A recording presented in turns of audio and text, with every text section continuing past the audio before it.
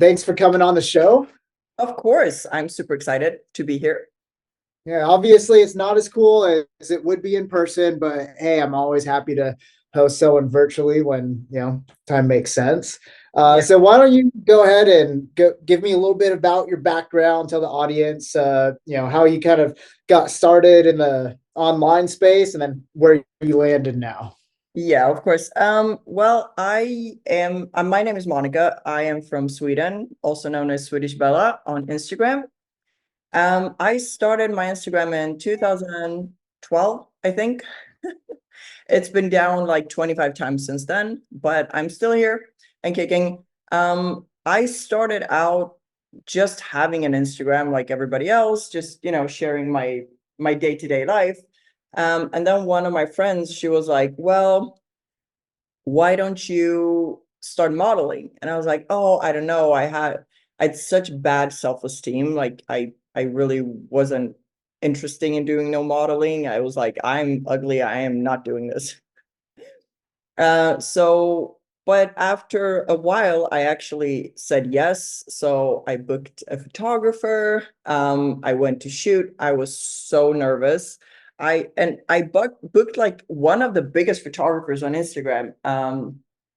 And he had like a million followers, and I had no idea what I was doing. I was like, well, this photographer looks good, so let's just go with that. And I was super nervous. I showed up to the shoot, did the shoot. I thought I was the ugliest person ever, but I still did it, got my pictures back, and I was like, holy smokes, this is not me. um, but I posted it and it went from there. It kind of spread like a wildfire. And I took more pictures and my Instagram just grew from there, just by shooting with photographers, them posting me, shooting even more, and that's kind of how it grew. And then in 2017, I think OnlyFans happened, right? So a lot of my followers were like, "Well, you should get into OnlyFans." I was like, "Oh no, another platform, another thing. It's gonna blow over in a couple of months." And but I was like, "Why not? I'll just give it a go." So I did that. I didn't really use it that much because I was also dancing on the side to make money. So I was like, this like OnlyFans and dancing, it's just going to be too much on top of each other. You're just dealing with a lot of people. And mentally, I don't know. With all my trauma I have, I just don't know if I can do it. But I white knuckled it and I went for it. And when the pandemic happened in 2019, that's where kind of OnlyFans blew up. Maybe 6 months before the pandemic, I was in an article about somebody hacking OnlyFans, like stealing a bunch of cookies on their website, on their platform. And newspapers wanted to talk about it because OnlyFans was such a new thing in 2017. So I talked about it because I was like, I'm not really posting much on there, so I have nothing to be ashamed about, right? So I talked about it, and overnight, I think I made like $10,000 Oh, wow. of just followers because I think I got 1,100 new paying subs at $11. It was like nuts.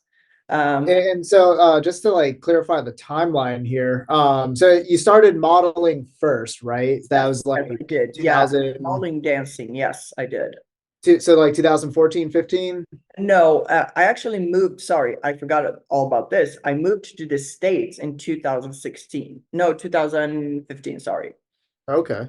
Yeah, so it went kind of like 2016, 15 there. I started modeling, and then, OnlyFans happened in 2017.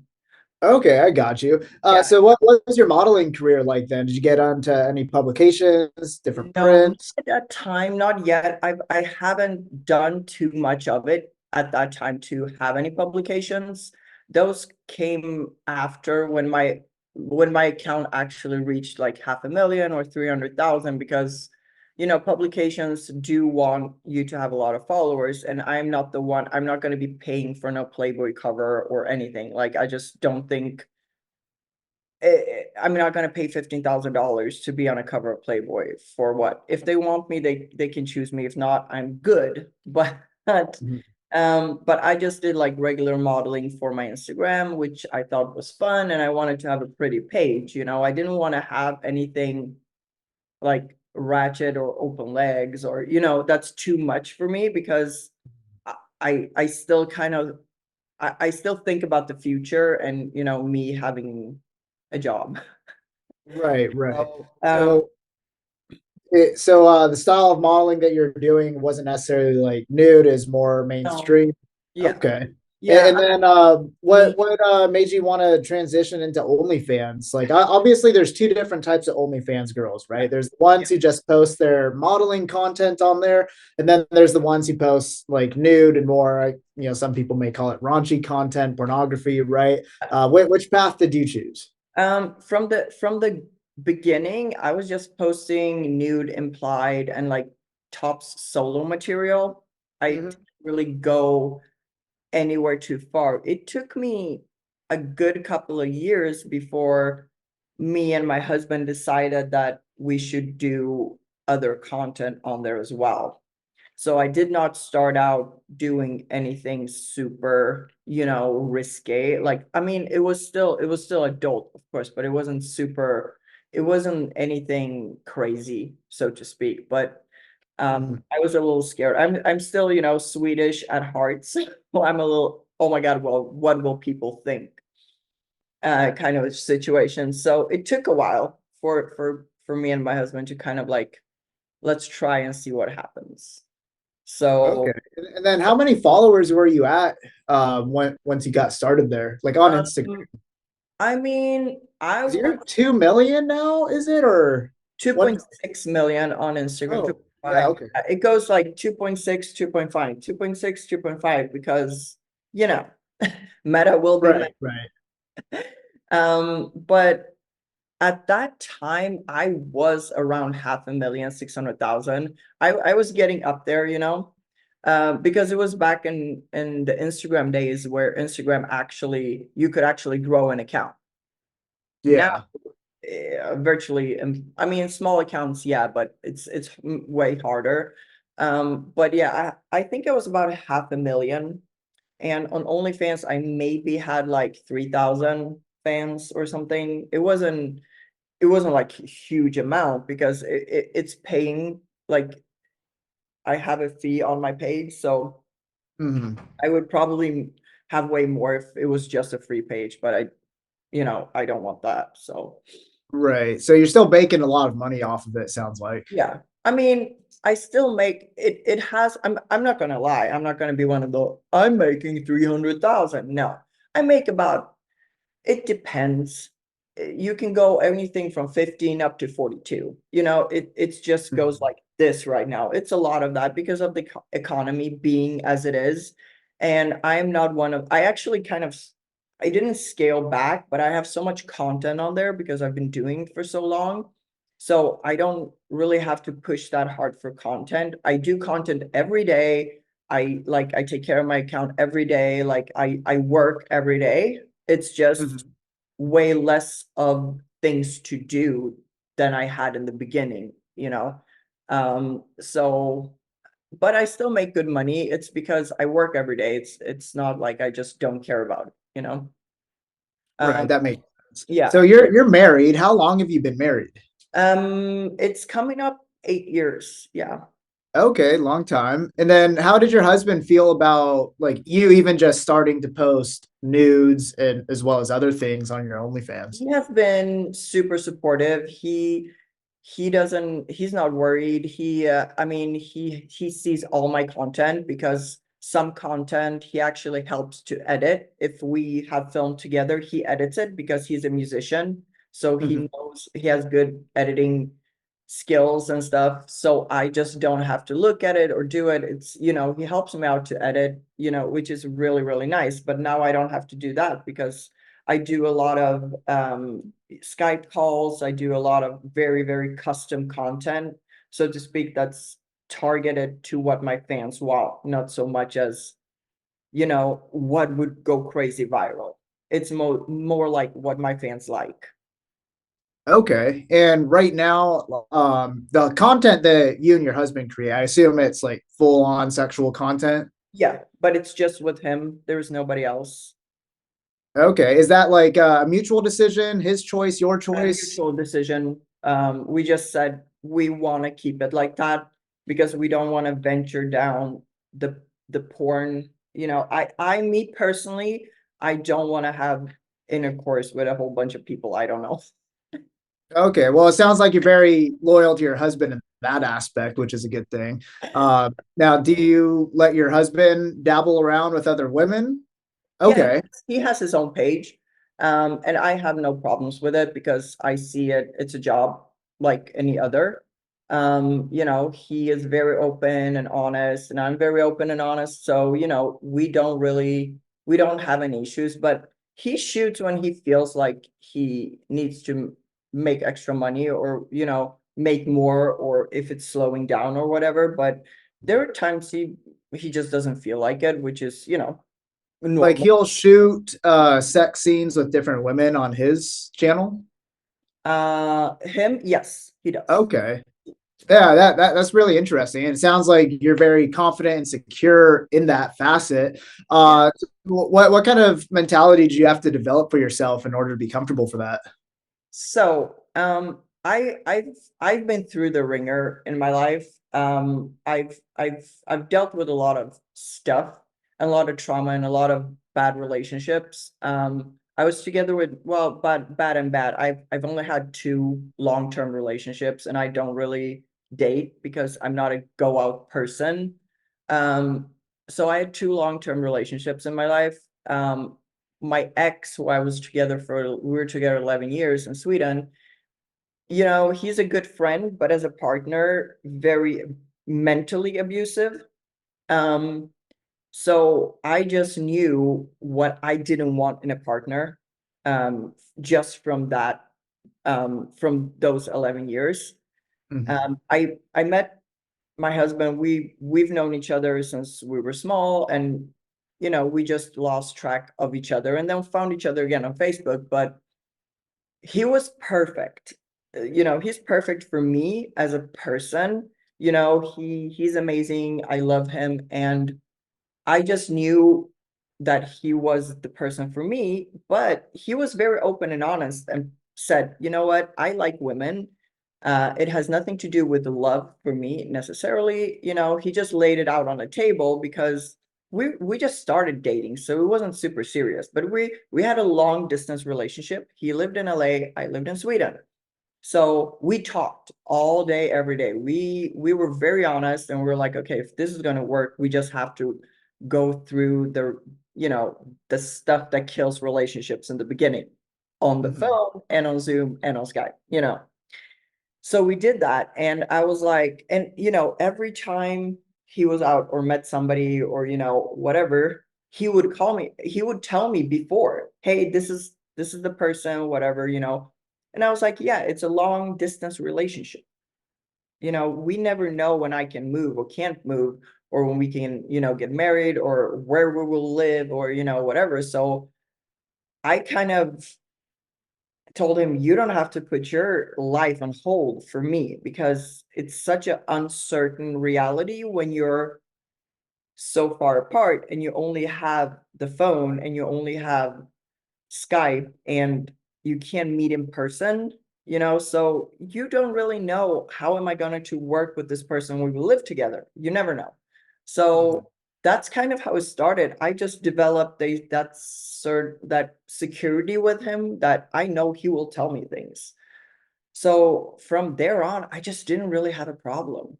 I don't know, because I feel like when you meet your person and you want to be with that person, and that person is honest, and you can feel, okay, I can trust this person because he will be honest with me. I think you kind of are okay with it. And especially when it was me being living in Sweden and he lived here, it was just a different dynamic. Right. No, that makes perfect sense to me. Like I always talk on this channel about how the dynamics between men and women are completely different when it Oh, yeah. comes to sex, when it comes to love. Like I always say, a woman cannot be completely loyal and dedicated to her man if she is out sleeping with other men, but it's not the same for men. It is Men can be not. It is not. extremely loyal and dedicated to one woman in every single way, shape, or form, Yeah. but still be able to put their dick in something else once in a while. It's just the pure reality of the world, in my opinion. And there's a lot of A lot of science that backs it up Yeah, too. a lot of people get very upset when you have this discussion with them because they think that what goes for a female should go for a male. It's not like that. We are built differently. We're two different, species, not species, but two different genders. And we have two different hormones. We just work differently. And that's why, we men and females have women and men are going good together. But in certain aspects, like the sexual aspect is different because I if I sleep with another guy, that's for me emotional. It's for a woman, it's very emotional. Because when you sleep with somebody, that's a potential father to your child, right? Potential. I'm not saying that you're gonna get pregnant, but you might. So women will choose men that way, who will be a good father to my child because I'm letting him, fertilize me, so to speak. Right, right. No, that goes back down to basic human biology, right? Like Absolutely. men are designed to spread their seed. Yeah, Women, throughout the days of time needed to be selective with the person or people that they're going to be with, because before the days of DNA testing and birth control, really the only way to ensure paternity was for the woman to sleep with one man. exactly. And I understand it because when it comes to the sexual part of things, we are animals, and we're just different. And I don't really have an issue with it. I don't see. I only have issue with lying. When you start to lie, that is an issue.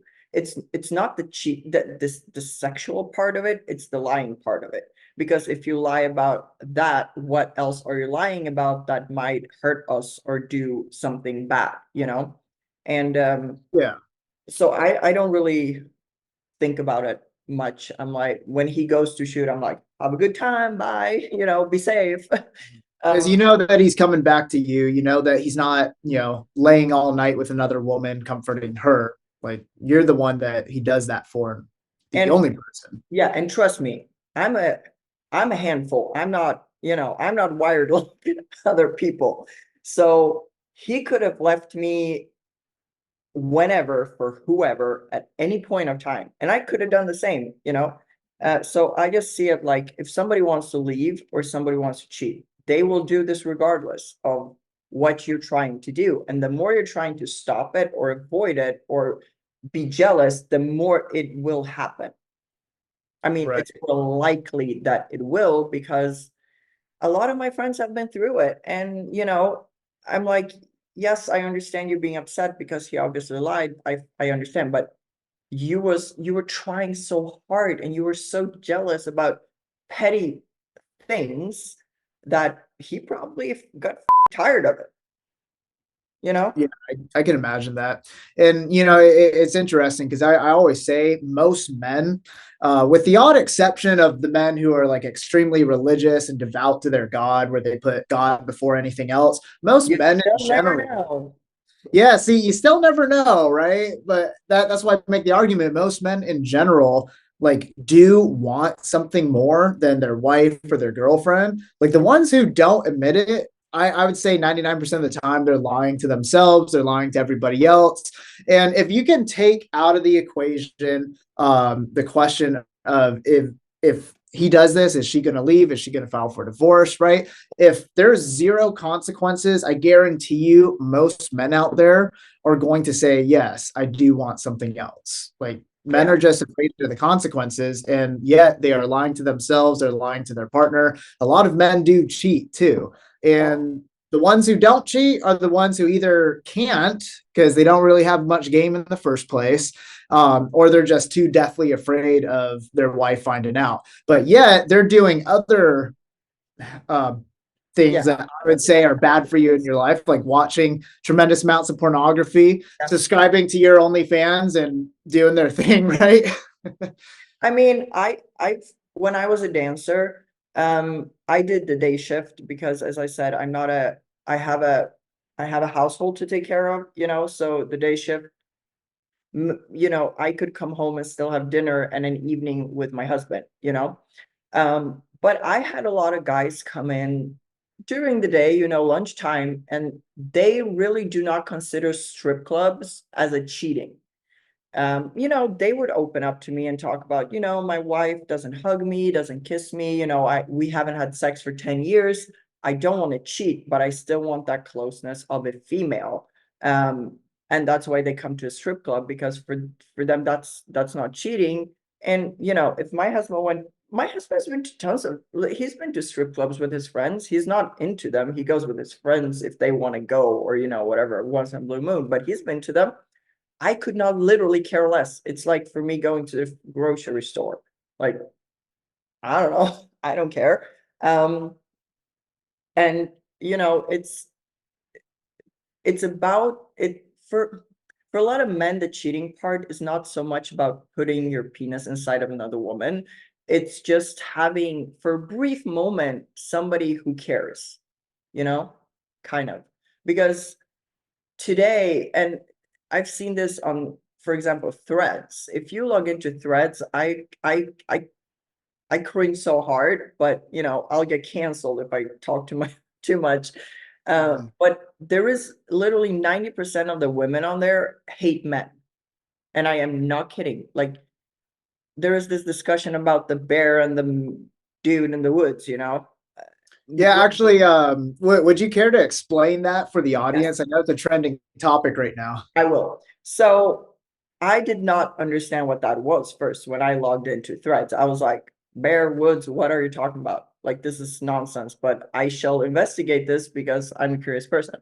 So apparently, what that came down to was a woman will choose to be alone rather be alone in the woods with a bear than a man she doesn't know. Basically, because apparently all men are vicious animals that will rip them apart as soon as you look at them. Apparently. I don't know. Which anyone with, Has never happened to me, sensible but mind is gonna say that that's complete BS.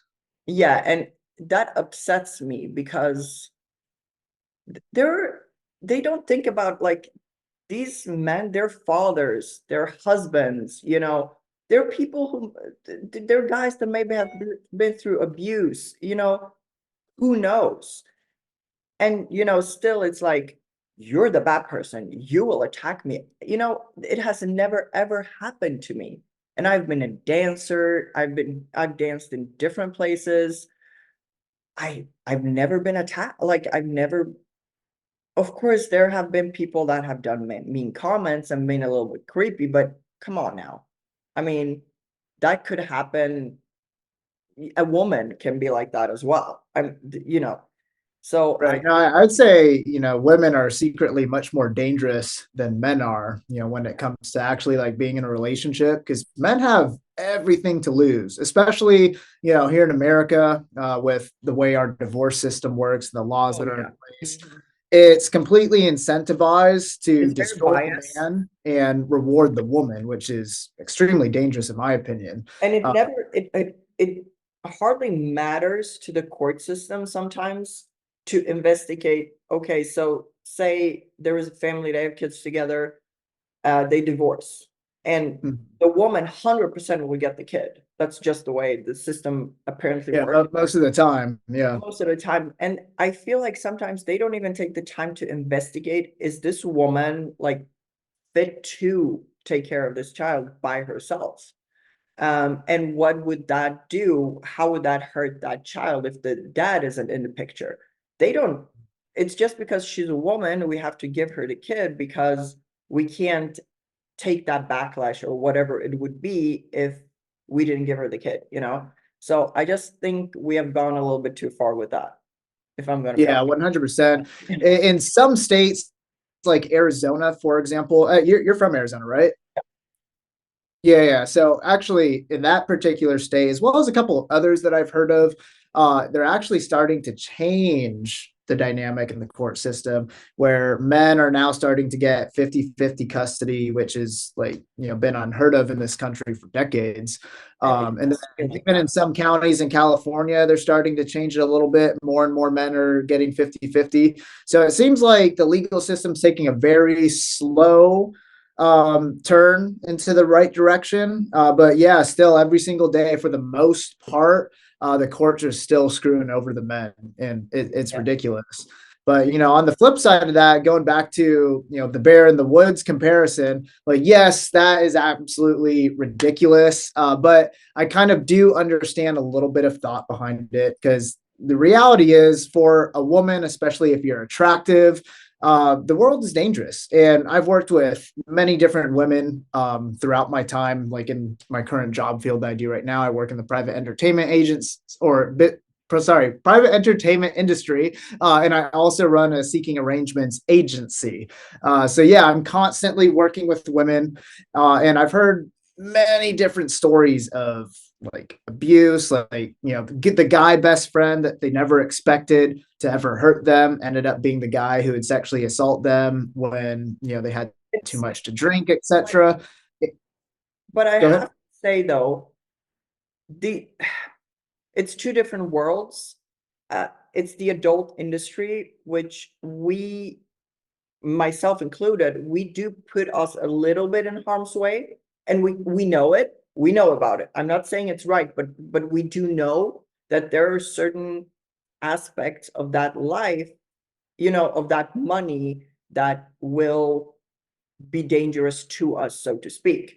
And you kind of have to take countermeasures for that and be like, okay, I know this might be dangerous. Like I need to either have a driver or somebody to keep me safe. But these are women that work at Walmart. I Right. think that's worse, but they're not putting themselves in an environment that would hurt them in that Yeah, time. no, that's actually a really good point. It's like even with women who aren't in the adult film industry or OnlyFans, etc. Like a lot of these young models that I work with, the max, I guess clothing off things that they'll do is bikini or maybe like some type of underwear shoot, nothing nude or even implied, but yet they still have to travel across a big city like New York, LA, get stopped and harassed by people along the way. Then they show up to the studio, and sometimes they're often alone with like a male photographer. And I would tell any woman that I'm with to not show up to those types of things alone. Like, don't travel alone because the Yeah. sad reality is, especially for attractive women, like, yeah, there still are the dangers of the creep men out there. But at the same time, to label all men, like myself and the building that I'm in, there's a lot of great men in this building who are lawyers, doctors, like even the people who come to clean the building at night, very, very nice men. And I could tell that they're good people. So that's the problem that I have with this whole feminist movement, the ideology, and this new trending comparison to the bear in the woods is like, yes, there are dangers and things that you need to be cautious of out there. Like maybe not walk alone at night in the middle of Central Park by yourself, Yeah. dressed half naked in a jogging suit. Maybe Yeah. not do that. But yeah, you just can't label all men as some type of predator. It's ridiculous. What I think, it hasn't gone so far to where women say, well, I should be allowed to walk around naked and nothing should happen to me. In theory, yes, It's wishful thinking. prerogative. I mean, it's your prerogative to do it.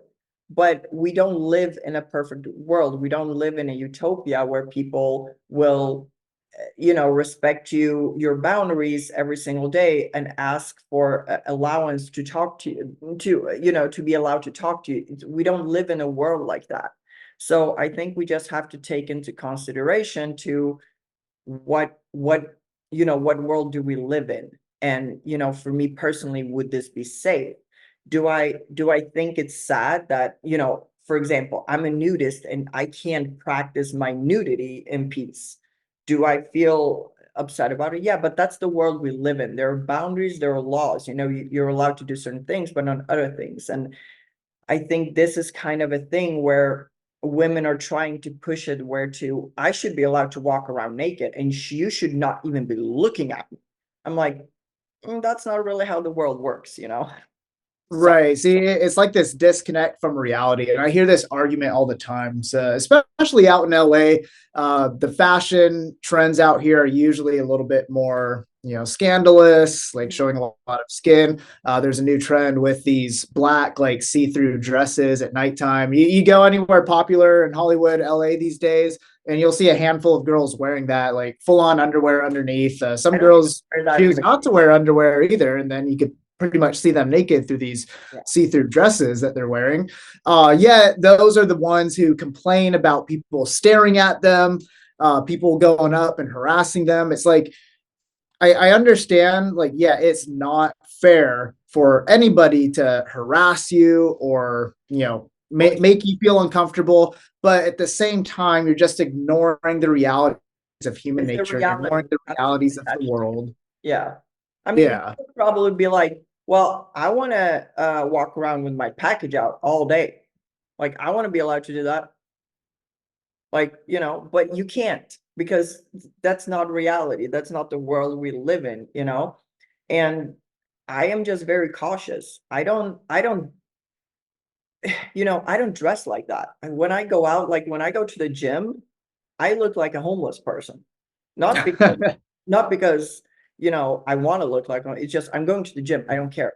I'm putting my leggings on and my top and I'm leaving. Like I don't have makeup on and shit. If I have to film, yes. If I'm doing a YouTube video or something, yes, okay, I want to look good. But 99% of the time, no. Yeah. So So when you're out in the gym, are you wearing like the sexy outfits, like the sports bra, like the little shorts? I mean, I do wear a sports bra, but it's covering because my breastises are pretty large. So Mhm. anything that's smaller than, this size, it's not gonna cover it. So it's gonna fall out. And yeah, I wear shorts because it's 100 degrees outside. But I don't, and also my gym, there is nobody but me and my coach. So Oh, so you go to a private gym. yeah.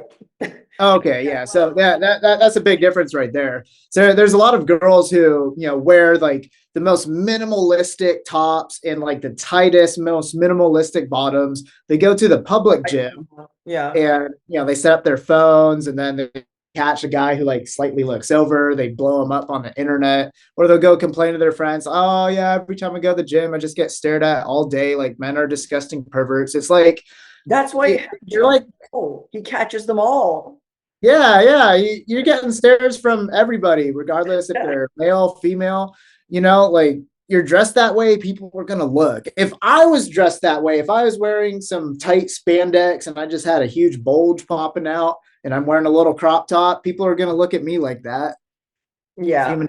Yeah. I mean, I wear shorts to the gym, but sometimes I wear a t-shirt, sometimes I wear a sports bra, sometimes I mean, I don't really I grab like a pair of leggings and a sports bra and put it on and leave.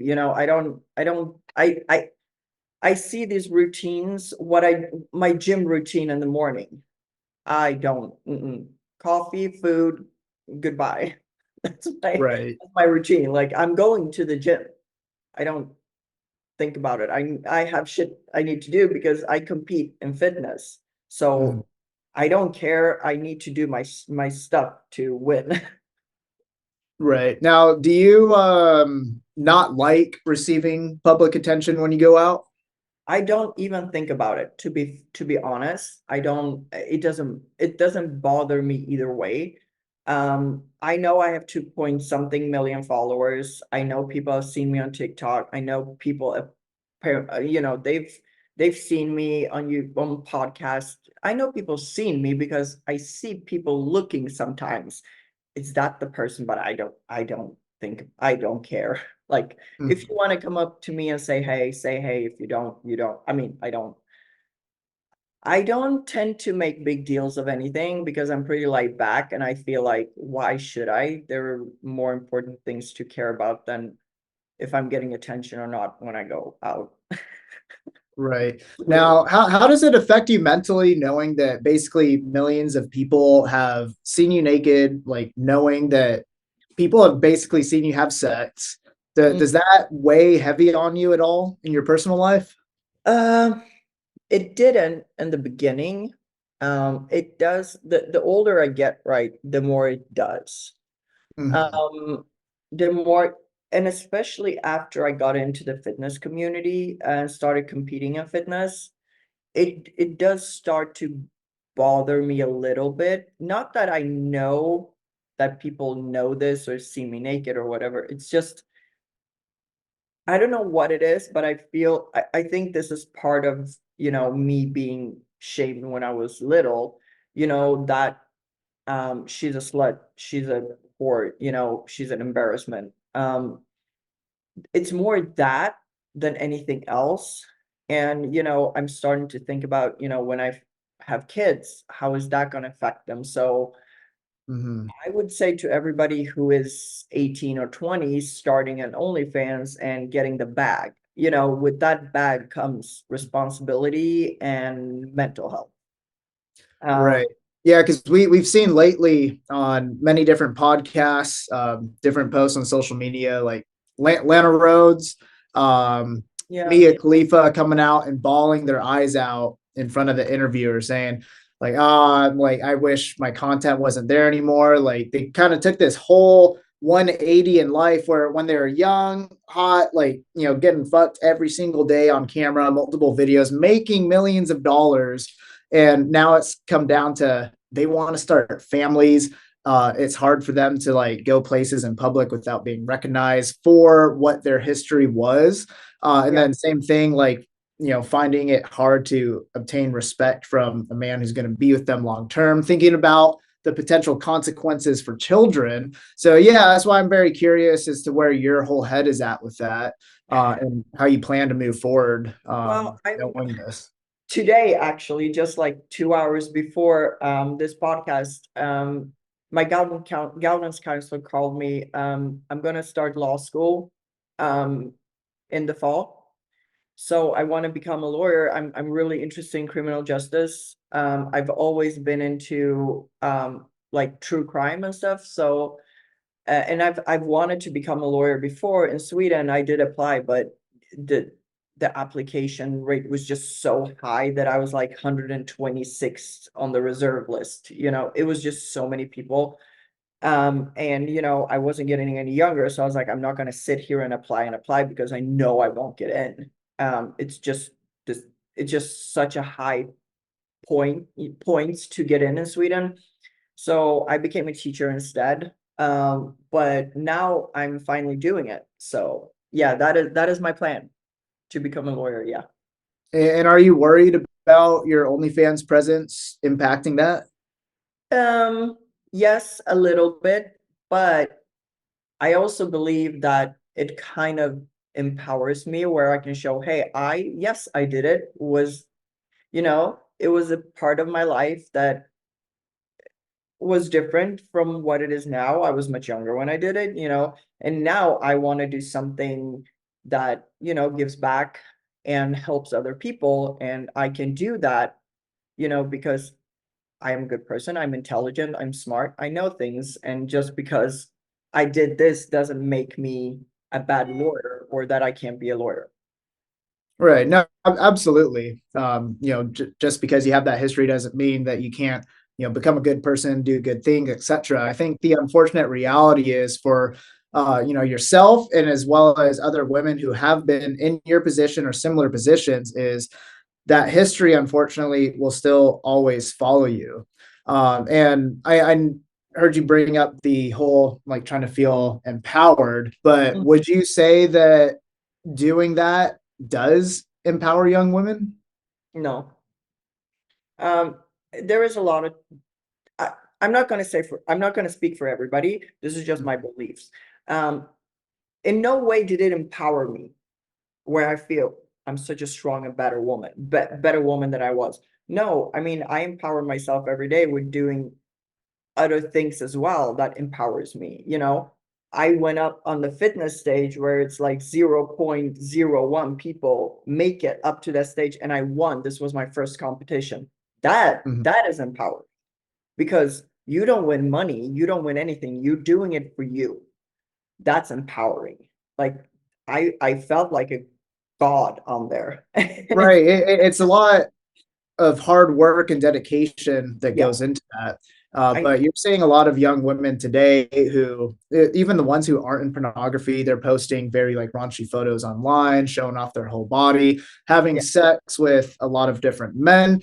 And there's kind of this whole narrative. It is, I would say, I'd argue that it's a left wing narrative that pushes this idea 100%. upon young women, saying, yeah, it is empowering for you to put your body out there, like it's empowering for you to go sleep with as many men as possible because that's what men want to do. And there's no reason why you shouldn't do that. But the unfortunate reality is you see it destroying young women. And I see it all the time. Like I meet new girls almost every single day. Yeah, Uh, your career, I mean, yes, of course, yeah. you know, you know that better than anybody else. Um, and I just don't feel like I don't we do it from for for money. And does it feel good to be admired? Of course it does. Who wouldn't love to be admired? But feeling good and being admired and being empowered, it's two different things for me anyway. Being loved by many, yes, it is an amazing feeling, but these people can go away tomorrow. But I Right. still I wouldn't necessarily say it's loved by many. It's more of you're know lusted by many. And that's exactly. the same thing with these Instagram models, they get all this free attention online through Instagram. Like a lot of them have boyfriends too. They'll never post a photo with their boyfriend, right? But they're getting thousands of messages every single day, comments, likes. It makes them feel great just by posting a bikini photo, but they're not actually loved by any of those men. They're just lusted after, which is Exactly. the sad reality that I think a lot of these young, women out there who post that type of content need to understand. Yeah, and for me, and what empowered me was to get up on that stage and do my fitness competition, because I've suffered low self-esteem, I suffered with eating disorders, and just being able to do that, get up on that stage and actually do it and win my first time, that's empowerment, because you put your body through hell for a year to get there.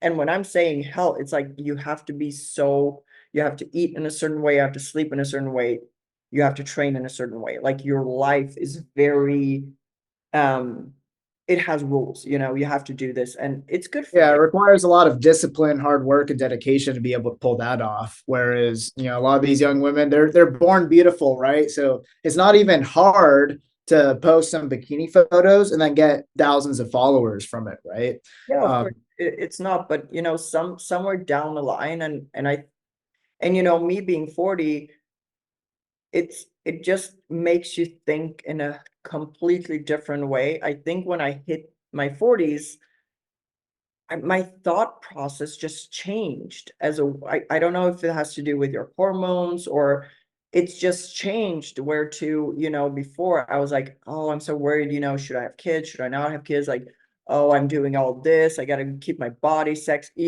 all of that. Like, what would the people on the Instagram think? Now I'm like, you know what? I do want to have a kid. In the end of the day, yes, I do. With all my trauma and my background, does it scare me? Yes, it does. But I can only get better from here. And will my body change when I have a kid? Yes, it will. But I've also known what I've accomplished getting on a stage from weighing 180 pounds and being quite chunky to having a six pack. If I can do that, I can birth a child and have my six pack within 6 months, you know? mhm. So I just think you change when you get older. And unfortunately, I'm afraid of now today's women who are in their 20s and they hit their 40s in 20 years. I'm just scared that they will have damaged themselves so much down the line that they won't be able to think, should I have a kid? Because that's just so far off. that, you know, they can't, or they can't meet anybody. For example, I was very, very blessed to have such a supportive person in my life. Right. No, we're actually seeing statistically, like our generation of Americans are having less and less kids, and it's expected that those numbers are going to keep declining over the next decade. Whereas on the flip side, you're seeing, well, specifically the Latin community, immigrants coming up from Mexico as well as South America who bring more traditional family values to this country. They're the ones having the kids. So the people who are like born here in the US are not having kids anymore. Yeah. And it's really sad. I see this issue with women. Usually, I would say on average, once a woman gets past 25, so like turns 26, 27, 28, that age range, she starts second guessing herself. And I've seen this a lot. So this is kind of the pattern that I've built up with, being around so many women, right? That is kind of like the age where they're like, yeah, I'm still young. Like, oh, I'm still 27. I'm still hot. I can still go do this. But then they're like, Hot 50, yeah, I think it would be nice to settle down a little bit, but not yet. And then once the magic number 30 hits, it's like, woo, I'm 30 now. Like, I really need to settle down. And those are the types of women who have partied the most, slept with so many dudes. Like, their whole mental mindset is just at that point. Then they try to finally get into a relationship with a high value dude, and he cheats. They're like, oh, I'm heartbroken. They leave him, and then they move on to the next guy. And then same thing happens. They cheat, move on to this guy.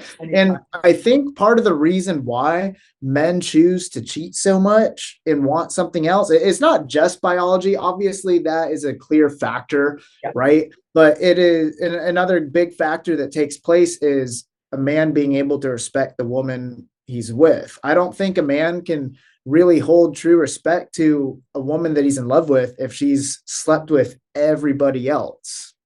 What do you think? Friends. Huh? Including his friends. Yeah.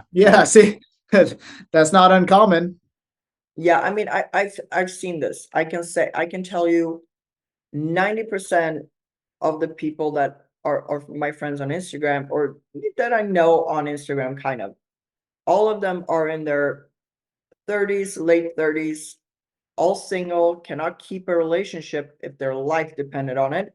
And it's always the guy's fault, and they're always a narcissist. Yes, that Yeah, that is spot on right there. It is always the man's fault. They're always narcissistic, controlling. Oh, what's going on here? Oh, there it is. Yeah, my camera just flipped out. But yeah, I do have to say, I hear this term, oh no, he's a narcissist.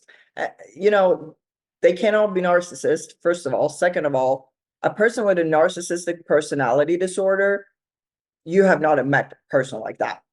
My mom. Yeah, it's extremely rare. Most people don't realize how rare actual narcissistic personality disorder really is. Like, every woman will say all of their exes are certified narcissists, but it's just not true. Like, every human being has narcissistic traits. And I would argue that women in general exhibit much more narcissistic traits than men do. Usually it's the more high value men who really take care of themselves, hold a lot of pride in, the way they look, the ones who make the most money. Usually they have more narcissistic traits, but that just kind of comes with the territory of the type of person they are. Doesn't mean that they're actually a narcissist. I mean, for me, and I try to correct people because my mom has MPD, diagnosed, and bipolar. So for me, being a narcissist just because he breaks up with you or takes care of himself, or he's a fuck boy, so to speak, he likes women, that doesn't make him a narcissist. A person with a narcissistic personality disorder, that person is evil from the inside. This is not something, these people have very, very low self-esteem, and they've gone through traumas that make them that way. And we're not talking about falling off a bike when you were a kid. We're talking about abuse, and neglect when you were a kid.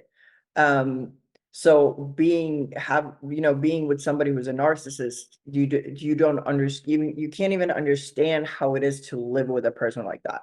That person is like a demon brought from hell, and he will never stop hunting you. So, I hear that, oh, he's just such a narcissist. He just left me. I'm like, I'm pretty sure he is not, but okay. Well, a lot of these women will say their man is a narcissist because he'll have boundaries with them. He'll be like, no, you're not going to go out till 3 in the morning with your slutty single friends. Like, no, I don't want you taking that girl's trip to Vegas. Like, no, don't dress this way without me being around. Like, no, don't post on Instagram this way. And they'll be like, you're so controlling and narcissistic. It's like, no, they And care about you. They no. care about the image that you're presenting, right? And women, for the most part, just can't wrap their brain around it. And usually, to be honest, women tend to have a higher, um, higher risk of having narcissistic personalities or than men have, because it's usually a lot of emotional neglect that happens when somebody develops a narcissistic personality disorder. And women are just more sensitive, and when they do get abused by a father or a mother or whoever, they tend to develop this personality trait that is horrible. And I'm sorry for them, because they don't even know they have it. To them, they're Mhm. they're normal, and everybody else is not. So yeah, people they don't even know what it is to have a person like that in your life. I go Right, to therapy for 100%. it now. I have to have EMDR therapy and trauma therapy because of that. Yeah, well, So at least you kind of understand, some potential risks there, and you're doing something about it. Most women, they just think they're perfect in every single way, and they don't take any steps towards self improvement, nothing like that. That's why you see most of the self improvement market is actually dedicated to men, because men are much more likely to do real self improvement. Where yeah, women, well, modern women these days, they're born with even mediocre looks, and they think they're absolutely perfect and don't need to do anything to change. it is so. And I actually discussed this with some of my friends and my husband. It's such a difference between Europe, and here. Like, just the mentality of Scandinavian people, no, well, European people and Americans. It's so Mhm. different. And I watch a lot of 90 Days Fiance. I don't know why. I usually don't watch shows like that, but it just it's just interesting, people's dynamics, and how Americans get so thrown off by Europeans. They just don't understand why Europeans are so laid back, and nothing is a big deal. It's because we've been taught differently. We've been taught that you ain't shit because there was somebody better than you, and never forget it. So we're very chill people. So we don't really, our women, a lot of women in Europe aren't spoiled. You know, we were never called, nobody said you're a princess and you deserve everything. And if somebody is not giving it to you, they're a narcissist. It's like, yeah, you're pretty, yeah, you're good, but remember, there is somebody prettier, somebody richer, and somebody better than you.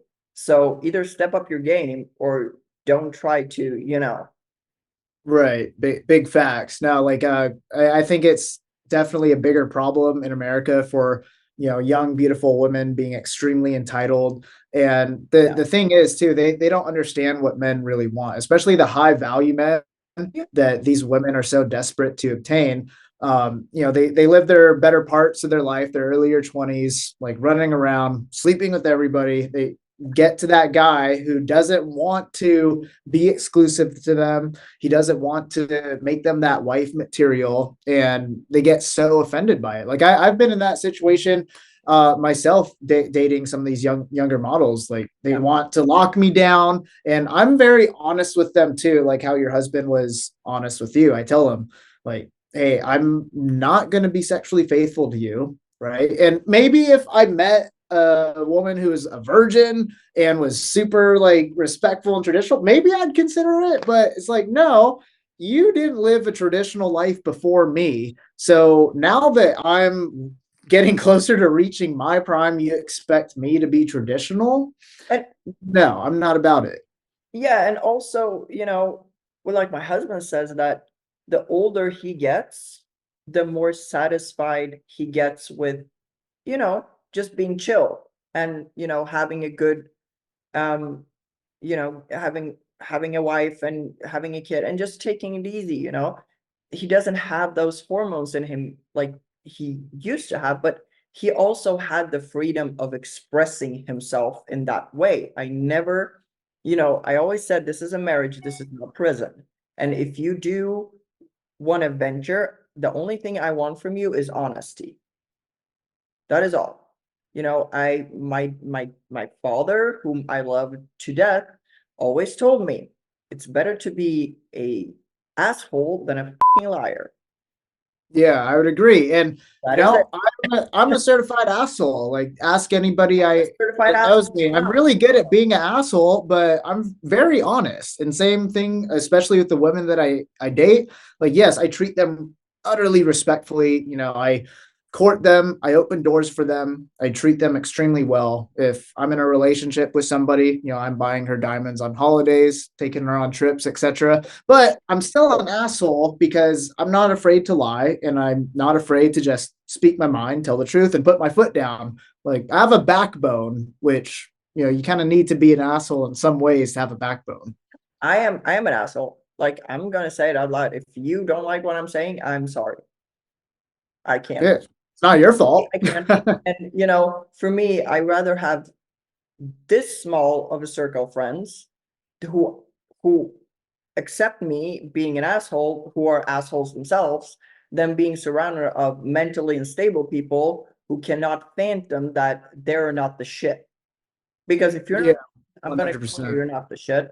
And if you don't like that as me, a friend, being honest, telling you ain't shit, then I can't help you. I mean, you can only. So I read something really interesting. Empathy empathy ends and codependency begins when you try to help somebody who doesn't want to help themselves.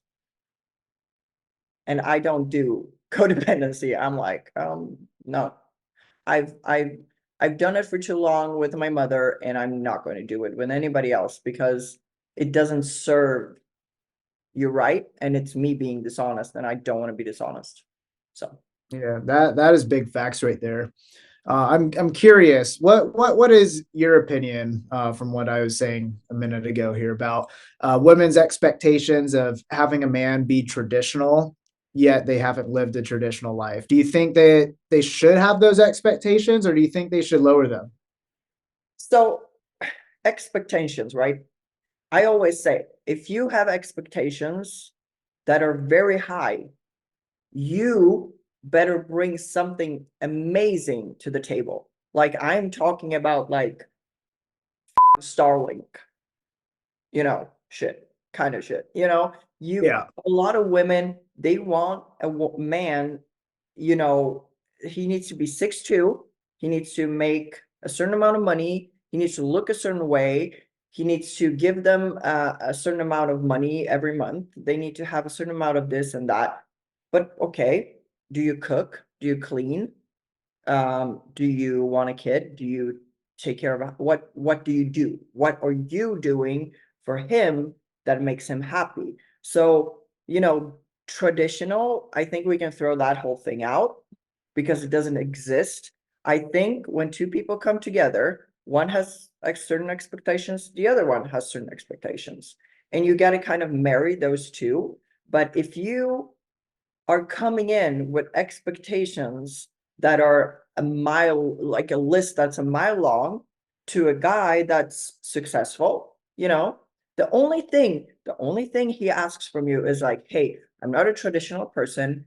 I like women. And, if you allow me, I can always promise you, I will always be honest. I will always tell you what happened. I will always only love you. I will come home to you. but I have this lust, like dudes do. Which I think is really admirable for a man to be brave enough to tell a woman that he's interested in the truth like that. Most men Yeah, lie about that, as you and I both know, because we live in reality yeah, when most people don't live in reality. they do not. And if you, like, I do believe, like, you as a woman, if you do come across a man who could be honest like that and upfront, like, that's a good man. Yeah, That's extremely rare. yeah, I have no, like, he put all the cards on the table. And I think it's because once you've been in a really bad relationship, I don't think a lot of these women have been in really bad relationships, like really bad. I'm not talking about him not buying you a Chanel bag. I'm talking about being mentally abused, being angry, just that mental abuse, anxiety, depression, hitting rock bottom, being, hit, called names, stuff like that. I don't think a lot of women actually went through it. The ones who did, I'm very sorry for you. It's up. I think you get to the point where when you meet a really good man that loves you, takes care of you, but he has this thing, you look away because he is everything you ever wanted. And there are no perfect people in this world.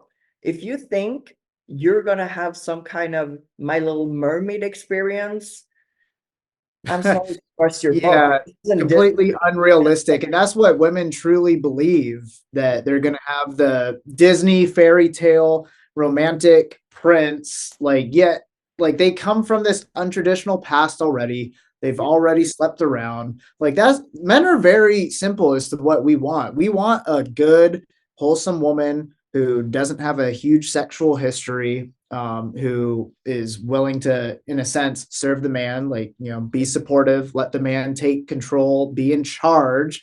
And when you say things like this, like, a man should be in control, a man should be in charge, that's when women get so emotionally struck, like, hearing those words, and they think, oh, that is narcissistic, that is abusive right But there. But no, like, that's the reality. And that's how human beings are built. Men are supposed to lead, women are supposed to follow. And it's yeah, not a bad thing at all. The best relationships that I've witnessed have had that type of dynamic in them. and I have to say, in in the aspects of my life or the things I do, the business that I work in, I am very much an alpha female because I have to be. Like you know, you compete with so many people on the internet and just on the platform. So you kind of have to be, a strong person and not take to heart all the shit you get. But when I'm with my husband, yeah, I'm a handful. Yes, sometimes I can be, but I get angry a lot, but I'm not that as a person. This is just the issues that I've dealt with in my life that, happen. But if my husband puts his foot down, oh, you don't see me like saying shit. Like, okay. I mean, this is the thing. This is what I'm talking about. It's what people think that, just because a man leads, that you have to raise your hand and ask for permission to go to the bathroom. That's not how that works. You can still take, as a woman, have your own voice and your own decisions, but you maybe just run them by your man more, and you actually take his advice and what he's saying that he doesn't want you to do, into consideration. Right. And that's going to make the man feel much more respected Yeah. too. For And women example, don't realize, like, yeah, you can be an alpha chick as long as you're humble and submissive to the man that you're with. yeah. And for me, for example, like, I want to get another tattoo, but my Mhm. husband doesn't like tattoos. He always says, hey, on a female, I think you're a beautiful canvas and I just don't want to put any dirt on it. And I was like, okay, no problem. I won't have any more. You know, the tattoo won't make such a big difference that I have to argue about it. I don't care about it that much.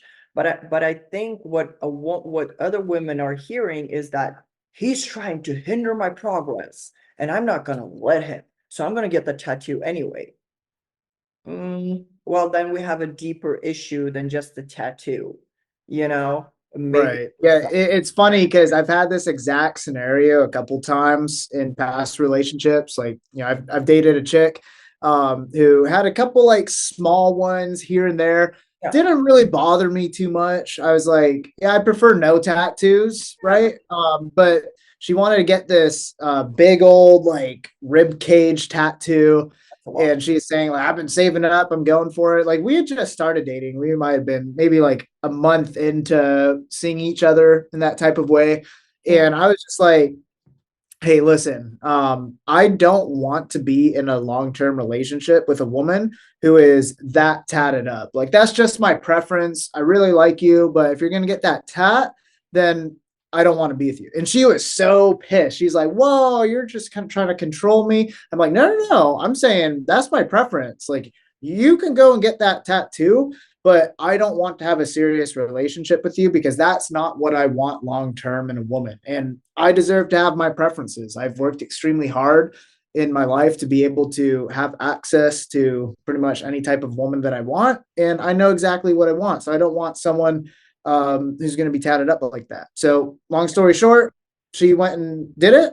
And I just cut ties. I said, hey, we can be friends. If you want to keep hooking up once in a while, that's fine with me. But you're not going to be main chick material.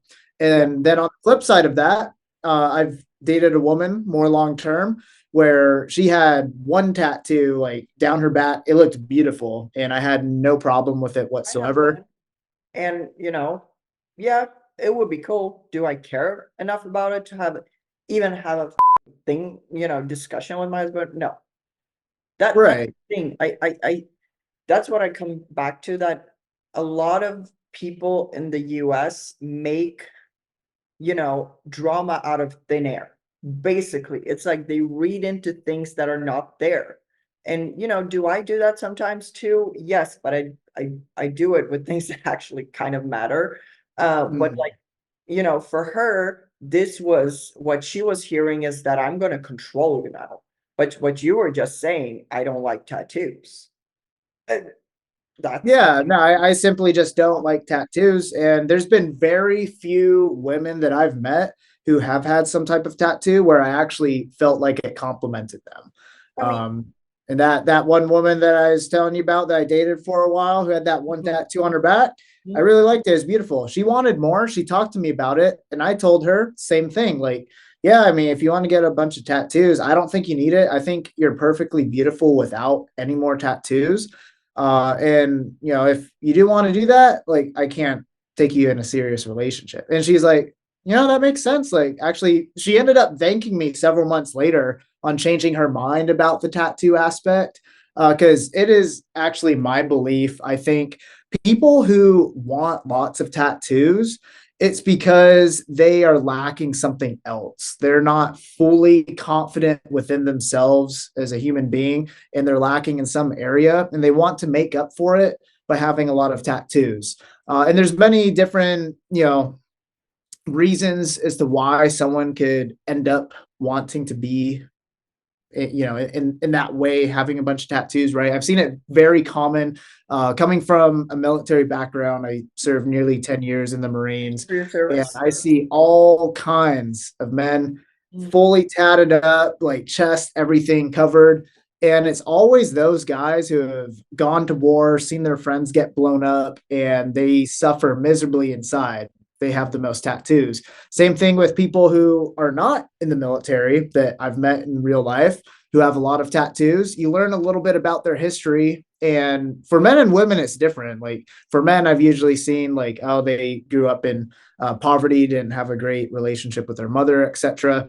They have a lot of tattoos. And then for women, the ones who have a lot of tattoos, usually they've had some type of sexual trauma or sexual abuse. Just from my own personal observations and having these conversations with people uh, who do have tattoos. So that's kind of my own conclusion that I've drawn up.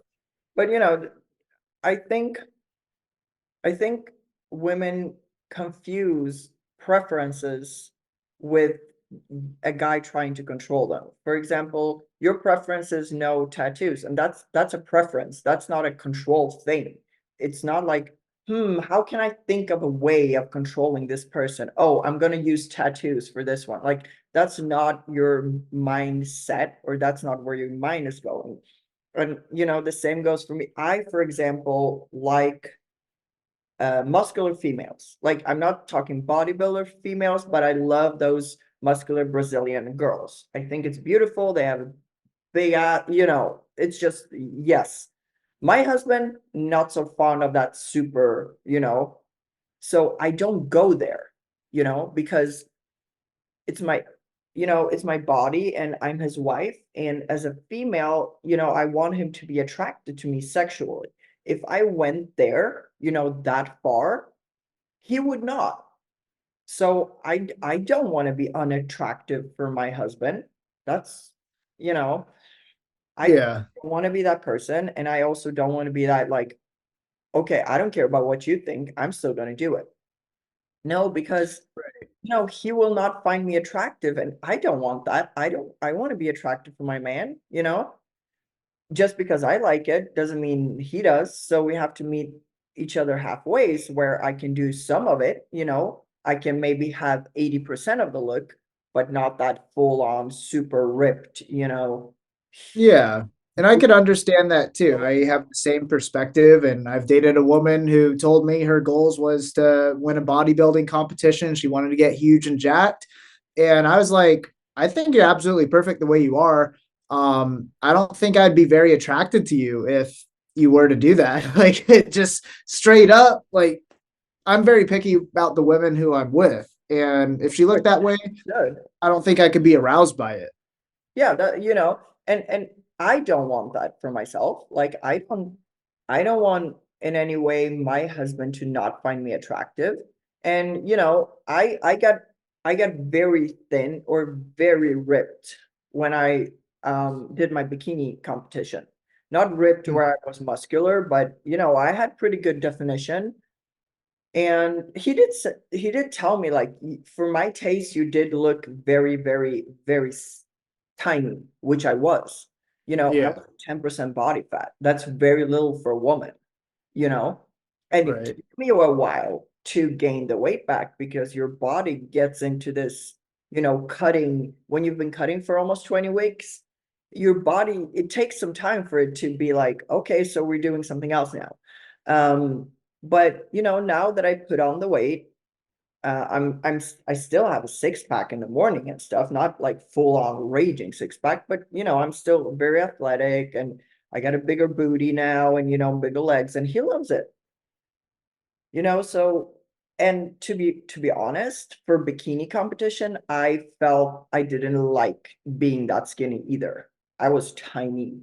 Like, and I continued to lose weight after the competition because I couldn't bounce back that fast.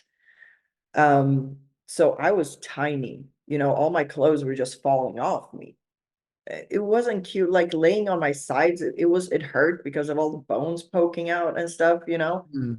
Yeah. So I think I think it's all a preference, and I think we as women can't think that every dude wants to control us. That's not what it is about.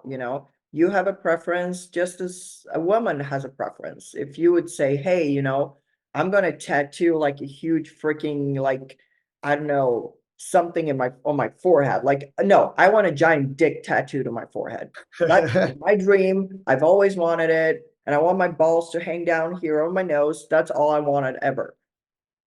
Me as a wife would go like, I don't think that's the best idea for you. You know, I wouldn't like that for you. That's not me trying to control you. That's me trying to tell you that a dick on your forehead might be not the best thing for you, you know. Right. Big facts. Yeah. So So I actually wanted to get into your I guess you could say opinions on the porn industry. yes. So I personally think porn is extremely damaging to society in general. Like I think like 22, 23 was the last time that I've actually consumed pornography other than a video that I've made with somebody that I know, right? Mhm. So it's been a long time since I've cut out pornography from my life because I realized a long time ago that it's completely unhealthy for your brain, especially as a man too. If you become too desensitized to what you see online, it's going to be a lot harder for you to even get aroused by a woman in real life. Mhm. And then same thing for women who consume pornography. You're going to be, viewing these crazy, unrealistic views of dick size and the way things should go. And yeah, overall unhealthy. So I'm curious, what is your mentality towards people consuming porn? I don't consume it. So, Yeah, um, I've been a creator myself, so I understand. I mean, I've never had, like, the only time I would look at porn is if I've been asked of a fan to make a custom video for him or something. I don't know what that is or how Mm, it should be portrayed, or something. I of course Google it and just look how maybe other people on Pornhub have done it, or how other people do it. I don't get aroused by it because I know how poor how it's filmed, what is happening. I know this is fake. Um, so I don't really consume it. My husband doesn't either. I mean, when he was young, everybody was yeah, curious. everybody at some point in their life And consumes also, pornography. like, maybe if you're like by yourself and I don't know, you travel somewhere and you kind of feel like, you want to pull on it, but you're not really aroused like that, you check something out. I get that, that's fine. But then maybe you can have your wife send you a little video, something that is hot. But if you're single, you can. But I just, I don't know. Most of it is fake. So I, people do know that it's fake, right? I just People see this is the thing. A lot of people don't understand that a lot of what you see in porn is either fake or it's in a like unrealistic position, right? So people then who don't have a lot of real life sexual experience, especially for men, because I do men's coaching too, and I always tell men who ask me, tips on sex, right? First thing I'll tell them is cut out pornography, desensitize your brain, because these are the type of guys who aren't having a lot of sex in real life, and all they have to compare is what they've experienced in porn. So they'll take what they've seen in porn and try to imply it in real life, which you and I both know a lot of these positions that look good on camera Yeah, are, absolutely horrible. You can't yeah, do they're terrible, right? it's like I don't even know how I don't know.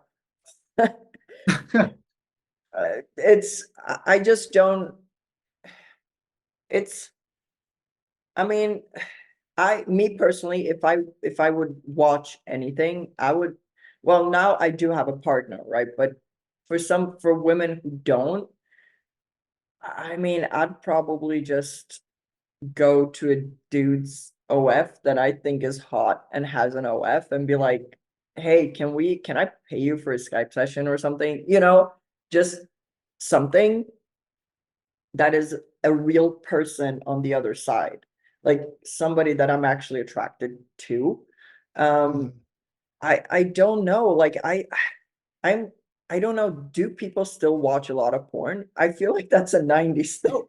People they might not talk about it Old. openly, but people definitely consume a lot of porn, and I could always tell, What I mean with especially porn for is like men who are consuming a lot of porn, because like they'll say something, and I hear it and it resonates with me. I'm like, you definitely got that idea from porn, because I know for a fact in real life, like that's not comfortable. Like for example, like I've made videos with women like reverse cowgirl style. I hate it. um It's so uncomfortable.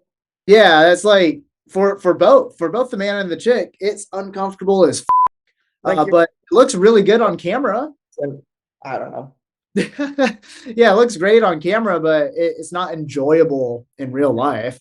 Yeah. I've actually come to find that, at least for myself and as well as most of the women that I've been with, the most enjoyable real life position is plain old missionary. Like, You got that correct, sir. That and yeah, dog style. yeah, Ain't Do- go wrong with doggy three style glasses. missionary. Like, hey, very plain, simple. Some may consider Beautiful, boring, amazing. but if you do it the right way, it is the most magical experience, especially with missionary. Because if you have a partner that you're, not just physical with, but you're romantically like in love with, right? Yeah. That is the closest bonding experience that you can have because you're face to face. You're able to whisper things in her ear. She's able to say things back to you. You can look at each other in the eyes. You can kiss. And there's actually a lot of different ways for you to adjust her hips, adjust your hips, to get different positions.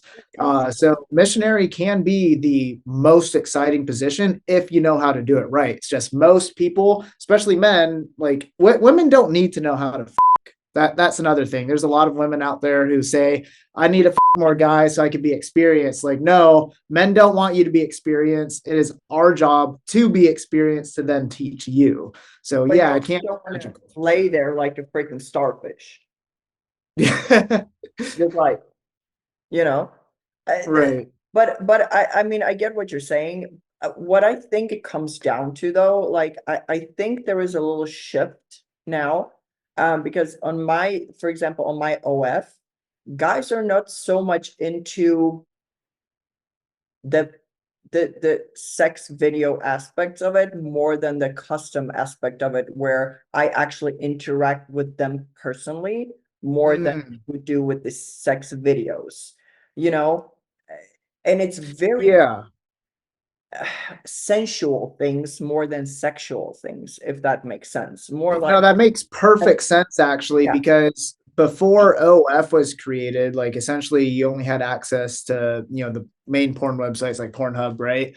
yeah, Where if you had to do like some type of interaction, you have to go to like a chat service, right? It wasn't the same thing. And my opinion on it is I think men are just utterly lonely and they really 100%. desire more than the physical interaction with a woman or more than just watching a woman get they want to be able to have some type of sense of love coming towards them, which I think that's why that they're asking you to do these customs Yeah, because it them feel I more have no special. problem with it. Like, majority of them are very, very straightforward, very sensual stuff, like nothing weird. And when I do my lives, I paint. Like I Mhm. paint and answer questions, sometimes I'm wearing bra, sometimes, a top that's a little bit more, white, so you kind of see a little bit, stuff like that. And they literally just talk to you. Like, tell them about the day, ask me questions about what I'm painting, what I'm doing, how long I've been doing it, just questions about my life and who I am as a person more than anything else. Yes, there will be a handful of people that are going to be, oh, titties, ass, dick, whatever, Yeah. they will they will always be around. But majority are just very, very nice gentlemen that just want to get to know me and show appreciation and be interested in my stuff, um, because I'm a woman that they see on Instagram, these perfect little pictures, TikTok videos, and here I am talking to them. So they want to know all they can about me more than, how does your vagina look today? You know? Yeah. So I think, but what I've seen also a very, very sad shift on OnlyFans where women have done so much where they have to push push the envelope so far that they literally have to have intercourse with people that are less fortunate, if you know what I'm saying, like little people, or um guys that, like Little Alien. I don't know if you've seen that, the Bang Bus. He Yeah. has kind of he was born with some kind of disablement. I don't really remember what it was called. But he's a disabled gentleman, which is totally fine. He seems like the sweetest person ever, but they got him on camera, and now he's doing OF content with these girls, and when you have to push the envelope so far, to get clicks and views, I just don't know where we're headed, man. It's like it's a rabbit hole that's turning, you know, it's like Alice in Wonderland on steroids right now. Yeah, so I actually used to run an OF agency. Oh, And nice. Which I one? had girls, it was a small agency. I just ran it through an LLC. I had a couple of dedicated chatters. I don't do it anymore, but yeah, I've seen some interesting things back when I did do that. And the weirdest thing that I've ever seen was this one man. I can't remember his name. We'll call him Bob for now.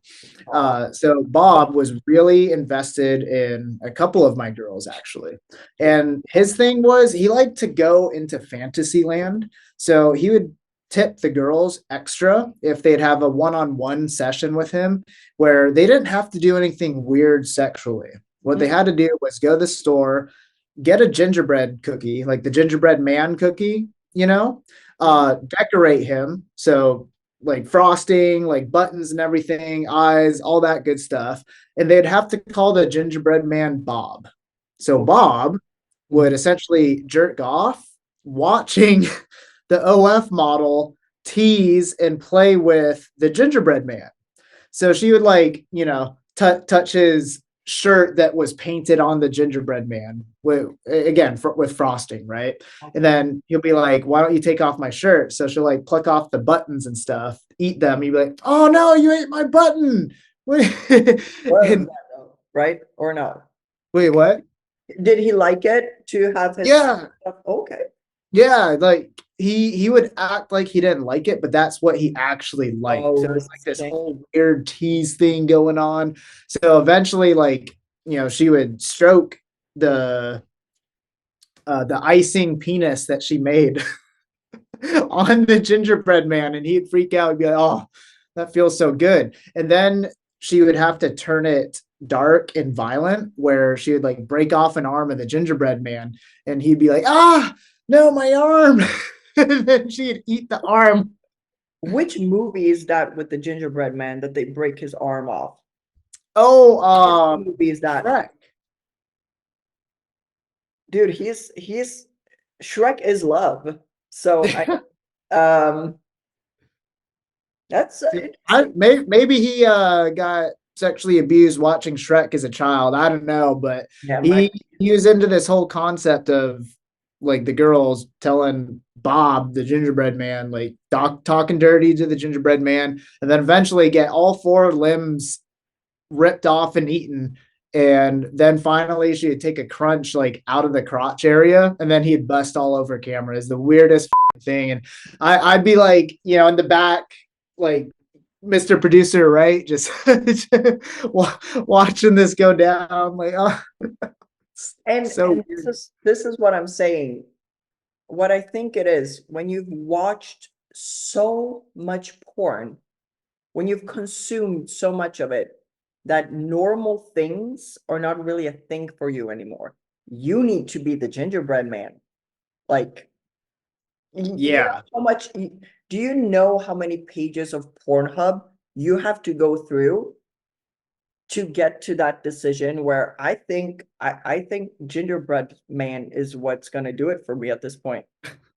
Like Yeah, there's no other way to it's go. really sad. It's I mean, ridiculous. now you can like so now doggy style like anal doesn't turn you on anymore. It needs to be like some kind of animal or gingerbread or unicorn stuff. I cake sitting or I don't know, like chewing on socks.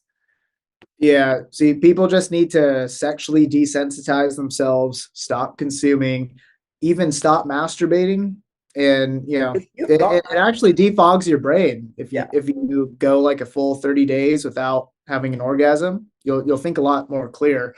And I haven't done that in a while, but a couple years back, I made that choice for myself just to completely desensitize, and it actually really increased my sex drive and my overall ability to perform in bed too, which was incredible. Yeah, I think when we actually watch so much of it, where regular vanilla things and even like BDSM, because the gingerbread man, I don't know even know what category to put that in. When all of that for, people like me is like, oh, that's, hot. That's not even, close to get that person aroused. He needs to put on a unicorn suit and roll around in mayo to, get off. Mhm. That's a little much. Yeah, definitely. So what do you think is the worst sex positions? Well, it's cowgirl, reversed and regular. I like doggy style, and I like missionary, and I like from like me laying on the side kind of thing. And Mhm. that does it for me. I'm I surprised you don't like regular cowgirl though, because No, I've in no. my experience, I've made girls have some of their best orgasms in that position, just I because the way you angle it, it hits the G spot a little different. I don't know. I can't get into the rhythm, and it's just like, eh, Mhm. I don't know. But I also like the guy to take. I'm extremely submissive in the bedroom. Extremely. Mhm. Where I want to be used. So I am very submissive. I like that a lot. So for me, that's why I don't feel comfortable being on top, because I'm super submissive, and that's not a submissive thing for me. I want the guy to just pick me up and throw me around, basically. Yeah, yeah. Yeah, like So choke it takes a all certain that. man to be able to control the room like that. Thus goes into my theory that men need to have experience because Yes. they have to be able to lead in the bedroom. And also on top of that, a lot of men are very confused what a dom is and isn't. A lot of men think being a dom is to get into the bedroom, slap you a little bit, call you a dirty girl, and choke you. Mhm. But that's no.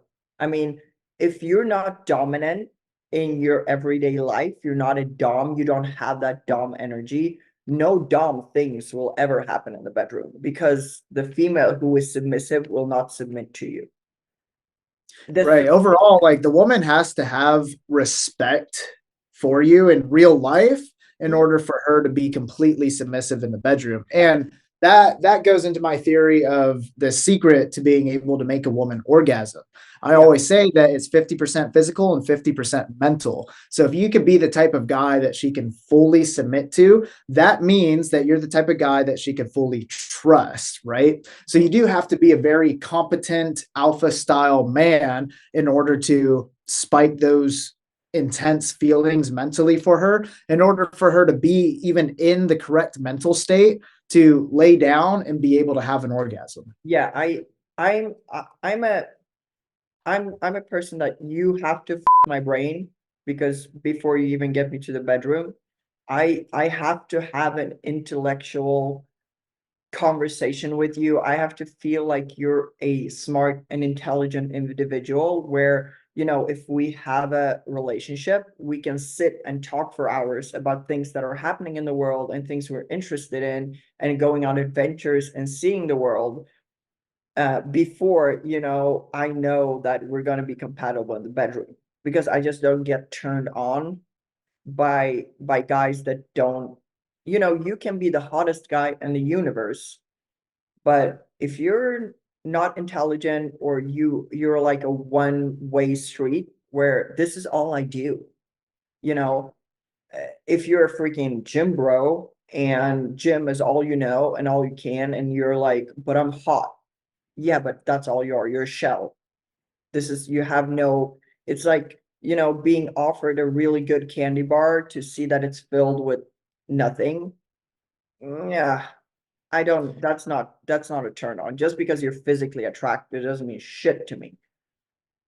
Right. And I've actually found that the Uh, best sexual experiences of my life have been when I've taken my time to kind of build the desire and build the want for intimacy from a woman rather than just having a one night stand. There has been a couple of, well, more than a couple, there's been a good handful of occasions in my life where I've had a one night stand with a chick, and then leading up to that, it was a very magical experience, to make it simple. And she had a phenomenal time. But most of the time, that's not always the case. And, getting into the one night stands, she's not fully like mentally ready for it, even though she wants it, her Right. mind just still Yeah. isn't fully prepared to submit and accept you. And then the sex becomes mediocre. So, what I like to do, being a single man now, is take my time, because I also don't really desire sex much, right? I want to be connected too, Oh yeah. with a woman nowadays, because I've had my fair share of running around having sex with copious amounts of women, and it's not fulfilling anymore for me. So when I can have a magical first date with a woman, and we get to the point where she really wants even just a kiss, I won't do it. I'll look at her in the eyes and, give her that hug goodbye, maybe a kiss on the hand, send her on her way, when I know for a fact I could have taken the goal, but I Yeah. held off because now she's going to be 20 times more stimulated thinking about me constantly, because I've been the first man probably in her life that hasn't accepted that first time having sex, right? So Best now the second date comes around and we continue that experience, and amazing. then bam, it is way better. I mean, the best sex I've ever had in my life was with my husband, because for 3 months before we even met in person, like we've met in person when we were young, but that's two different things. Before we even met in person, we talked every day, texting, on Skype, talked, like really, really talked about life, everything, everything. It was magical, like, because we haven't even kissed. We were seeing each other through a screen for 3 or 4 months, So that experience was just amazing, and it wouldn't have happened if it wasn't. I mean, it would still be amazing, but it was just so much. He said that I literally felt through your body that you fell in love with me. Like he felt it. He felt Mhm. falling in love with him, which is which wouldn't happen on a one night stand, right? Because you don't have that connection. Right. And it actually does make it much more special for men. See, that's the difference with men, is just having a one night stand and casual hookups doesn't make us emotionally involved whatsoever. Whatsoever. We are not emotionally involved. It's when we actually develop those deeper feelings for a woman where we become emotionally involved, and the sex is actually much more special for And it's not us. for the woman either, because women, us women, I am very, very sensitive emotional person. I wouldn't say sensitive, but emotional.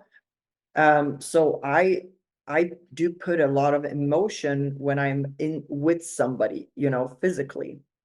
So, for me, a one night stand would be so, so uncomfortable that I haven't had one night stands, and so I don't, because I've been in long-term relationships, so there was no dating. There was not a lot of dating because my ex was one of my good friends, and we started dating, and my husband now, you know I've known him before we slept together. So it's just very different for me. And I really need to be stimulated, like in my brain needs to be stimulated before anything else, because if this doesn't work, that surely will not work either. So, or it would be just really bad sex, which you don't want that either. So, I don't know. Right. And that's why, like, most women that you talk to about this subject, when comparing their one night stands to sex with a long term partner, they'll always say, like, yeah, the one night stand didn't do anything for me. And they end up regretting it, Yeah. even if in a small way. So it's like, what is the point of a woman having a hookup, a one night There's no stand? point. I don't Because, see a point in it. None. I mean, yeah. there are dildos and there are like vibrators. You can get off just as good with that. as you can with a random dude you do not know, because you have no you have no emotional connection with this person, which means him or a dildo or the same things. Right. And then women being more conserved about giving out their body is going to force men to step up their game and not be as douchey, because the problem is with all these men being assholes these days is it's so easy. Like it's still hard for the typical man, but if you have a little bit of game, a little bit of charisma, you can still get laid relatively easy. I would argue easier than any time before. Modern day dating is just completely different. So yeah, there are a good amount of guys out there who just have a little bit of good looks, a little bit of charm, and they could get sex whenever they want because women are so down to just give it up these days, and they don't have to work hard. And then women complain like, oh yeah, men are assholes. Like, you know, well, you're kind of setting. I know some dudes that are pretty big douchebags. But they have other mental issues that they have not dealt with since childhood, and they just refuse because their narcissistic personality disorder does not let them. And I feel bad for these dudes because they would be great gentlemen if they just took care of what's in here, instead of douching around and think that this is who I am, so I'm gonna be douche. And ladies love that. Yes, but you have to see what quality of woman you attract with being a douche. Not the best quality. If you want a good woman, being a douche is definitely not the way. But a lot of my friends, for example, well, not a lot of my friends, but I hear people saying, oh, she's so pretty. Why is she with that guy? He's not hot. But I was like, for her, he's probably the hottest thing out there because he matches her energy and her, emotions and her, what she needs on a more, spiritual side of it than just his looks. So to her, he becomes beautiful. To you, maybe not, because you don't know him. Makes sense. Yeah, So I can definitely resonate with that. That's a huge difference between, actually marrying somebody because you match so perfectly than marrying somebody for money and for his looks. That usually does not pan out to work particularly well. 100%. So final question for you. Now, we've already kind of touched on this topic a little bit when it comes to cheating. And I always say it doesn't matter who the man is, whether he works at Starbucks or whether he's a corporate executive pulling $300,000 a year, he's going to cheat on you. Mm-hmm. So my advice to women is, and I get so much controversy for this, I get a lot of hate for saying this, but this is my advice. Before we touch on it, do you know what an alpha widow is? No. So an alpha widow, it's a term where a woman dates an extremely impactful man and very alpha man who leaves a deep impact on her, specifically when it comes to sexual satisfaction in the bedroom, as well as, being able to fulfill her heart. And then she leaves that man because he cheats. She now cannot ever fully mentally let go of that man because he cheated, and she'll move on to find another man. So with that being said, my concept is if you're a woman and you have found a good man, right? He is tall, handsome, charming, successful, takes care of you, and not if he cheats, but when he cheats, because he's probably going to cheat and you catch him, the worst thing that you could do is to yell, scream, throw things, break things, and then leave him, because you're essentially going to be alpha widowed for eternity at that point if this is your dream man, but he cheats. Yeah. I think instead, a woman should say, hey, good job, baby. I understand that you needed to do that.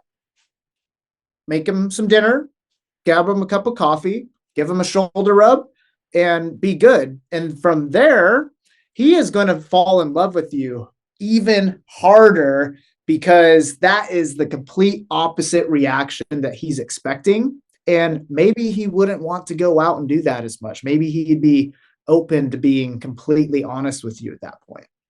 Uh, What's your I mean, I'm gonna get a lot of shit for this as well from the ladies. I'm sorry, ladies. This is just my opinion. I'm not saying that this is something you should follow, follow your heart, do whatever you do. This is my opinion on it.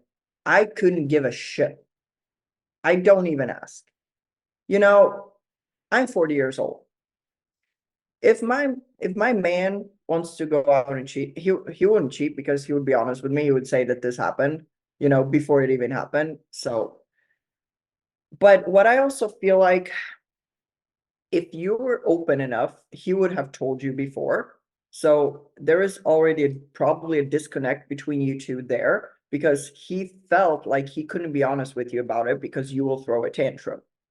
So, the only thing that I would get upset with probably is like, dude, why didn't you tell me? You could have just told me. I'd be cool with it. Like, I don't care. right? Just know that you can tell me, and it's fine. Like, I understand you have tremendous pressure in your life, in your work life. You pull like a lot of G's, um, and I understand you need maybe something different once in a while. Maybe you want somebody to Wolf of Wall Street, put a candle in your ass and lit it on fire. I know. Maybe you want that, and you, as my husband, feel like you're ashamed to ask me to do that, or maybe I just don't want to. So, there is always that aspect of men wanting to do really, really dirty things that they don't want to do to their woman because she is the wife or the mother of your freaking kids. They don't want you to put a freaking candle in his ass. They don't want you to have that mental vision, as the wife. And maybe that's something they don't want to share because they're ashamed of it.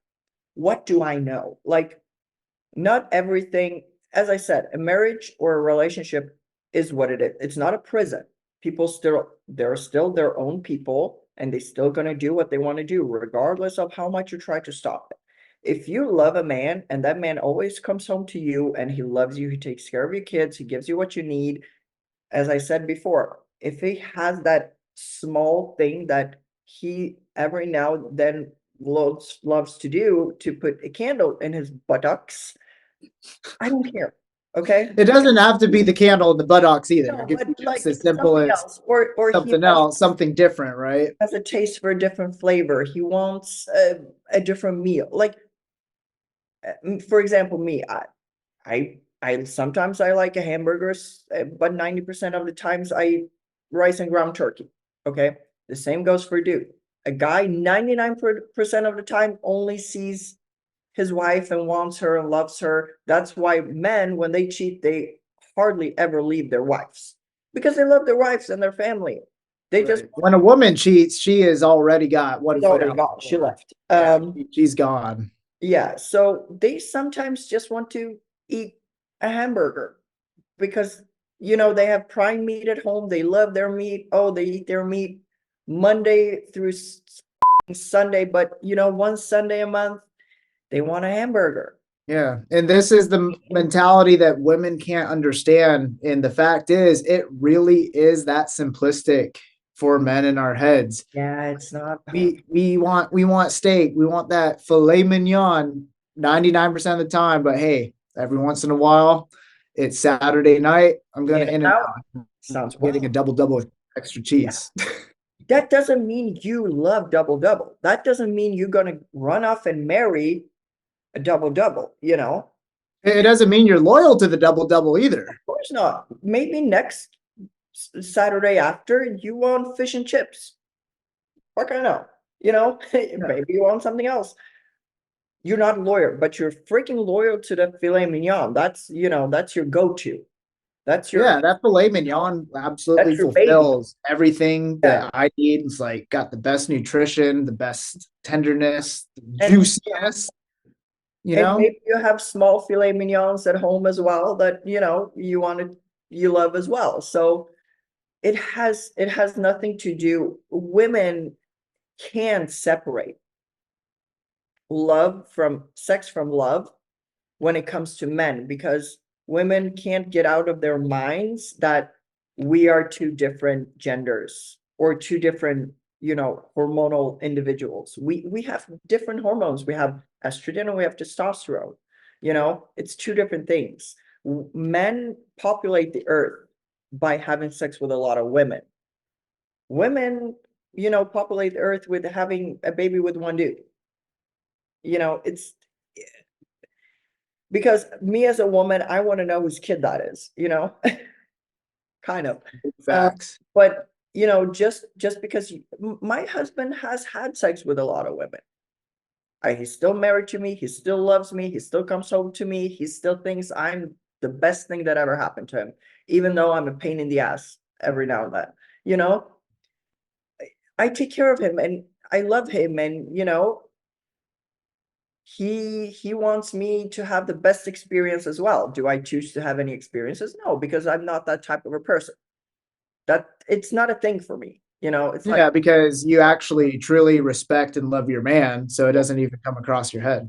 yeah, I think what the thing is, I have everything I need. I'm like, my soul is full. My heart is full, my soul is full. I'm very content. I don't, if I need to run out and look for somebody else, then we have a problem in our relationship and we should probably get divorced. I would agree. Yeah. And that happened with my ex.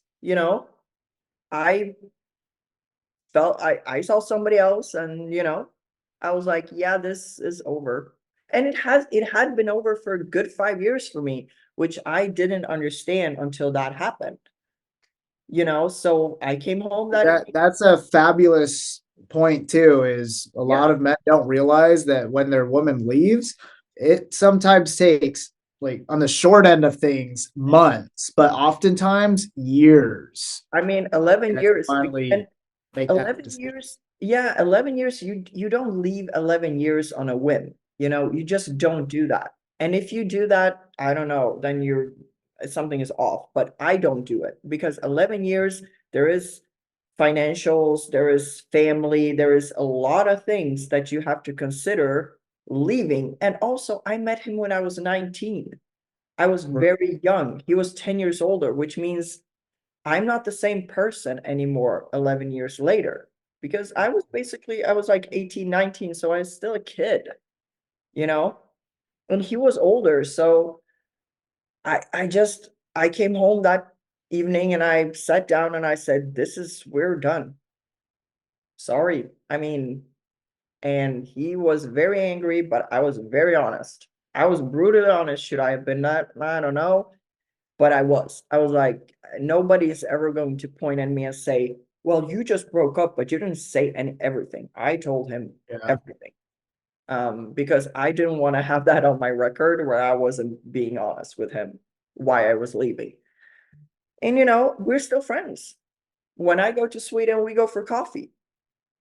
It's it's not a problem. And he has had his girlfriend for 9 or 10 years now, So good for him. I'm happy for him. God bless him. There you So, go. was he an asshole to me as a boyfriend, as a, fiance? Yeah, he wasn't the best. As a friend, he's cool. I don't, no problems there.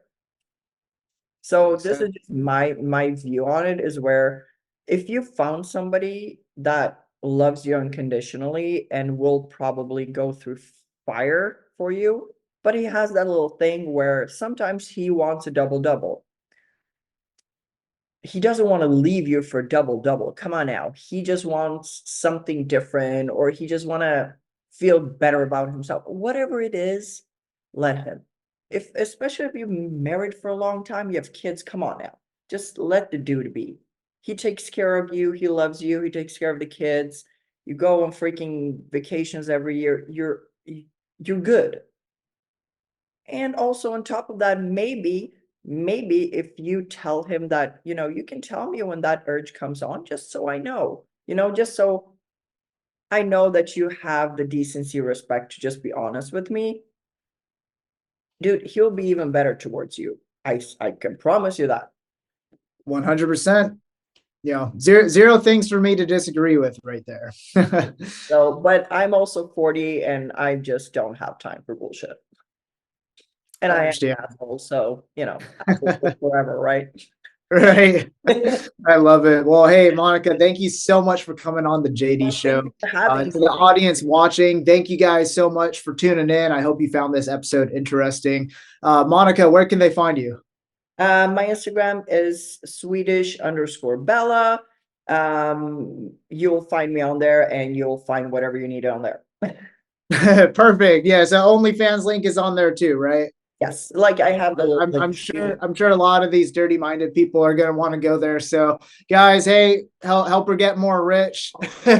I still don't think you should be watching porn, but hey, if that's your thing, On my page, you can actually learn about painting as well. So there you go. Learn about painting and jerk off, guys. yeah, Great. Well, hey, thank you, Monica, again so thank you much. so much. Hopefully, we can get you down in person in the studio for round two. I In a would few love months, if to. this thing pops off, that'd be great. I would love to. Yeah, I'm actually in LA in June, so whenever you need me, I'll be there. Perfect. Yeah, let's talk about it. Sounds good. It's meeting you, Monica. Nice meeting you too. Have a good one.